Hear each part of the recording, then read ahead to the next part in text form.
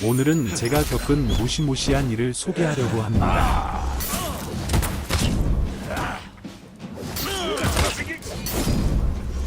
그날은 제가 친구들과 약속이 있어서 오랜만에 밖으로 나간 날이었습니다. 저녁 약속이었는데 약속 장소는 꽤 거리가 있어 일찍 출발해야 했죠. 점심때쯤 출발한 저는 버스를 타기 전 밥을 먹기로 했습니다. 마침 터미널 옆에 먹음직스러워 보이는 제육한 상집이 보이더군요. 식당에 들어서자 식당 아주머니께서 친절하게 안내해 주셨습니다. 저는 제육을 주문하고 유튜브를 켜 포함어 동영상을 보며 음식을 기다렸지요. 동영상 소리를 좀 크게 해놓아서 주변에 게임 소리가 다 들렸습니다. 그때 옆자리에 앉아있던 아저씨 무리가 저를 힐끔힐끔 쳐다보기 시작하더군요. 저는 소리를 줄이라는 무언의 압박인 줄 알고 눈치를 핸드폰 음량을 줄였습니다. 그때였습니다. 버추오사의 쾌활한 웃음소리가 음량을 줄였음에도 모두가 들을 정도로 들리는 게 아닙니까? 바로 그때 아저씨들이 분노한 채 저에게 달려들어 마운트를 걸었습니다. 저는 바닥에 떨궈진 채 아저씨의 매콤한 주먹질을 당할 수밖에 없었지요. 아저씨는 저에게 주먹을 날리며 소리쳤습니다. 야, 이 개새끼야. 인크레디빌리스다, 이 씨발로마. 아이고 아저씨, 살려주세요. 왜 그러세요? 저는 아저씨의 기압이 센츄리에 있는 것을 알아챘습니다. 하지만 너무 무서워 그 자리에서 살려달라며 아우성만 치고 있었지요. 하이고마 아세요 와그라시오 아 잡것소. 그때 제육을 가져오시던 아주머니가 허겁지겁 아저씨를 말려주셨습니다.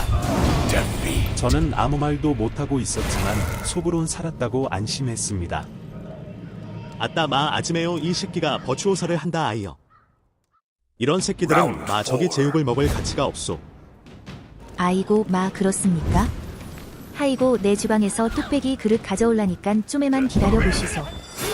저는 아주머니의 말을 듣고 진짜 생명의 위협을 느껴 간절하게 해명했습니다. 아이고 아줌마 아저씨들, 저는 버추오사 안 써요. 버추오사 상대법 좀 참고하려고 본 것뿐이라고. 제발 살려주세요. 글랍. 내가 실수했는갑네. 아따 마 학생 미안해요. 내가 못한 건 다 참겠는데 버추오사 하는 새끼들은 용서를 못하겠어. 그놈들은 대가리를 다 깨뿌야 해. 아이고 좀 상황 좀 보고 하시지 그랬어요. 학생 괜찮나? 하이고 내도 미안하다 호호호 대신에 아줌마가 제육 공짜로 줄게. 그런데 학생은 무슨 영웅 쓰나? 갑작스럽게 따뜻해진 분위기에 저는 마음을 놓았습니다. 괜찮습니다 아주머니. 저는 해적서요. 말이 끝나자마자 아주머니는 손에 들고 있던 검은 뚝배기 그릇을 제 정수리에 그대로 내리 꽂았습니다. 검은 유리조각 같은 파편이 이리저리 튀는 와중에 옆에 아저씨는 깍두기 그릇을 가지고 제 앞면에 그대로 강타했지요. 이대로면 진짜 죽겠다 싶어서 저는 빈틈을 타 도망쳤습니다. 저는 머리에서 피가 철철 흐르는 상태로 버스에 탔습니다. 어디가 되었든 쫓아오는 아줌마 아저씨들을 피하고 싶었습니다. 다행히 그 버스는 마침 제가 타려던 버스였습니다. 제 처참한 몰골을 보곤 버스 기사님이 물으셨지요. 아이고, 학생 피가 많이 흐르는데 괜찮아. 아유 켄세이가 날린 진존 이쇼부라도 맞았나? 아니요, 뚝배기 그릇을 맞았습니다. 어휴. 제가 포아너에서 어떤 영웅을 쓴다고 식장에서 아저씨 아주머니가 절 죽일 듯이 쫓아오지 뭐예요? 버스 덕분에 살았어요. 아유, 무슨 영웅을 썼길래 그랬다. 설마 버추오사는 아니겠지? 아니요, 제가 해적 쓴다는데 갑자기 뚝배기 그릇을 제 머리빨에 날렸다니까요 한참. 그 소리를 들은 버스 기사님은 갑자기 풀브레이크를 밟으며 버스를 멈춰 세웠습니다. 덕분에 그대로 자빠진 저는 어안이 벙벙했지요. 그렇지만 그렇게 멍 때리고 있을 여유가 없었습니다. 버스기사님이 기사석에서 나오시며 소매 안쪽에서 시카를 꺼내며 다가오셨기 때문입니다. 신의 저는 기사님이 휘두르는 시카를 회피로 피하고 가드브레이크를 잡았습니다. 그리고 앞으로 밀어 시간을 번 후 그대로 도망쳤습니다.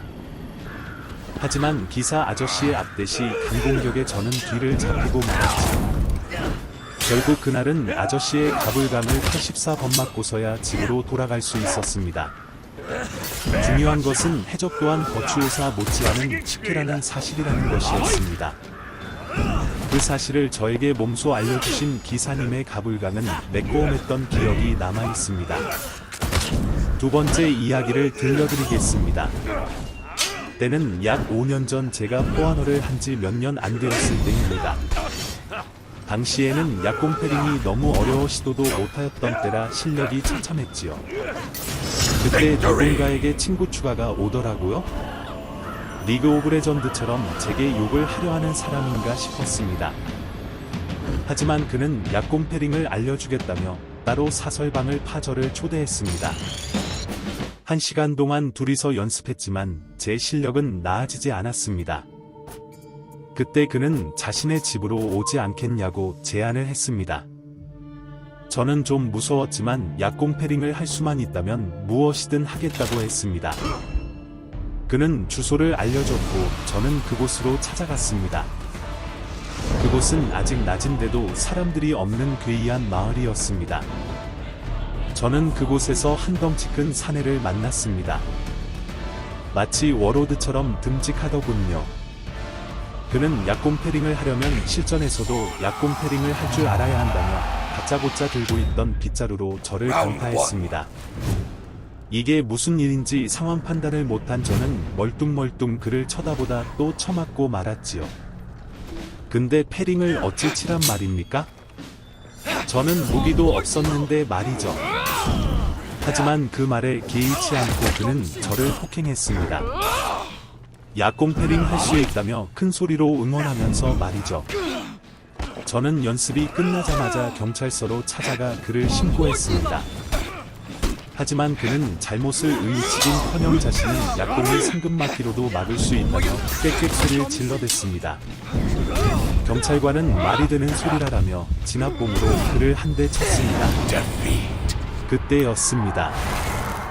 그 워로드 같은 사내는 슈퍼아머다 라고 소리치며 진압봉에 맞는 동시에 경찰관에게 주먹을 내질렀습니다. 그 거구의 주먹에 한 방에 나가 떨어진 경찰관은 기절했습니다. 덩치 큰 사내는 나는 가불기가 없는 상남자다 라며 경찰서를 탈출하더군요. 참으로 무섭고 기이한 경험이었습니다. 네, 여기까지 제 이야기였고요. 남은 제 막고라 플레이나 보십시오. 그럼 저는 이만 돌아가겠습니다.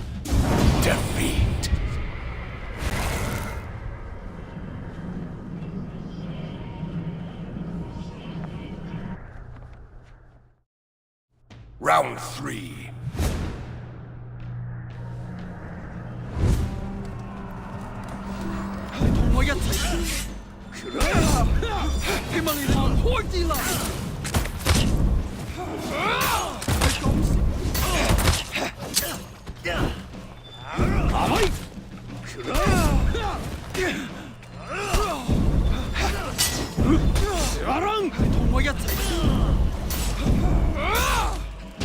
Victory!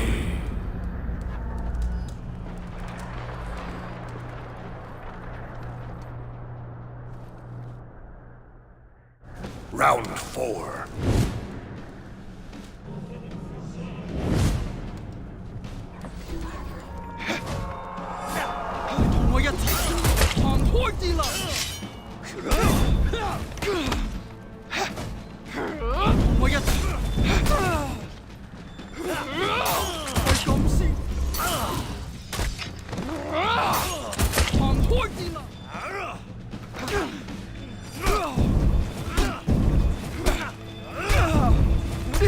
Defeat.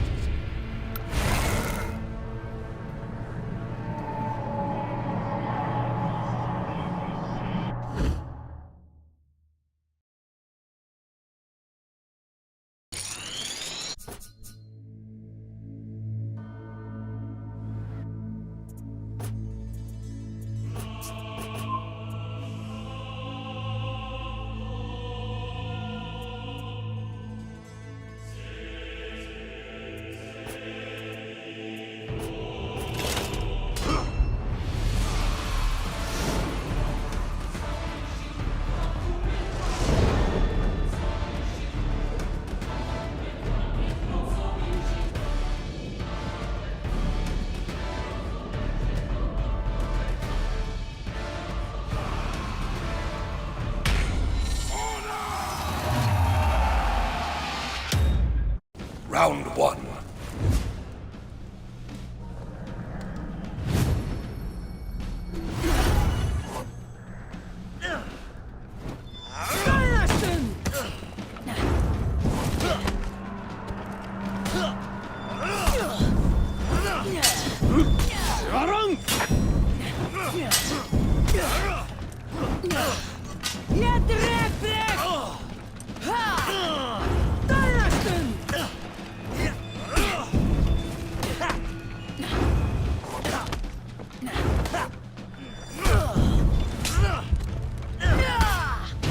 Victory!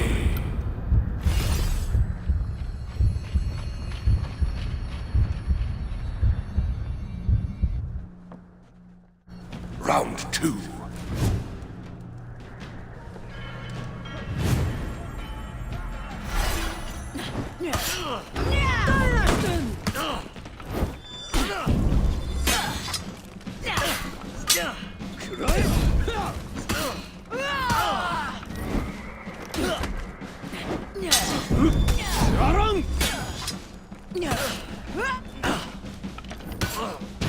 Victory!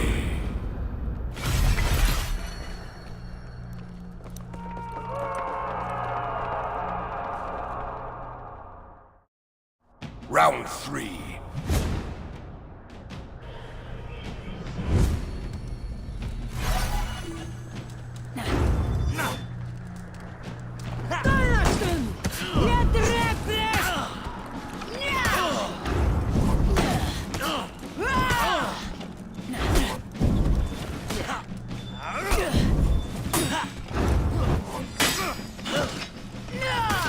Victory!